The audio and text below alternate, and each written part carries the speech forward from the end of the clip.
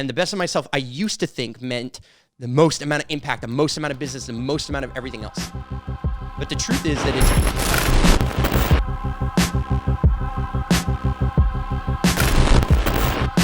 this has just become so powerful that we need to show up here. And all of me needs to show up. And so the update for me, on a more personal level, is that I've been focused a lot on my health and wellness as well. I knew that if I was going to get really consistent in my content production capacity, if I was going to get really consistent in being a leader again, if I was going to build a team again and not isolate for a long time, because it's almost I think it's January 6th or 8th, I will have been in Montreal for an entire year straight. And I've decided that I think that's what I'm going to get. I'm not going anywhere until then. And that's unheard of for me. But what it did is it inspired me to be just very, very, very, very different and to take my health and wellness seriously.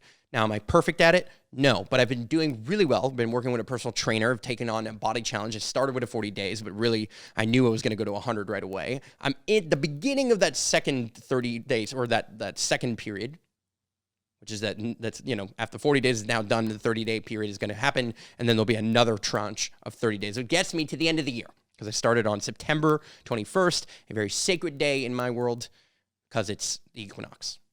And it seems to be a time of year where I always take on these crazy challenges. It's when I step into just, doing something a little bit different. And the last year, I went and did ayahuasca. Now you're going to ban me for saying that too? What can I say? What can I talk about here, ladies and gentlemen? But I promise you that I'm going to talk about my truth.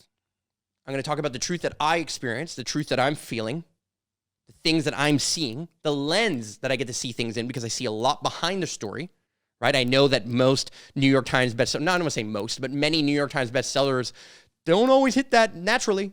They have hacks and tips and tricks. I know that people fucking engineer a lot of the shit that's going on, and I'm one of those people.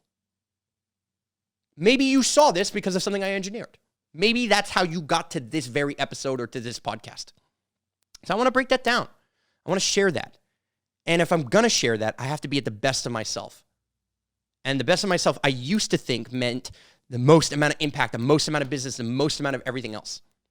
But the truth is that it's through an integrated character where all of me shows up, that's what I believe is now. And it's not even what I believe, it's now what I know, and I always knew, but now I feel.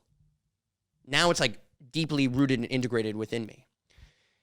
And so I have 1,001 reasons to be sad. I have 1,001 reasons to be happy. I'm incredibly lucky. I'm also privileged. And I also work my fucking ass off.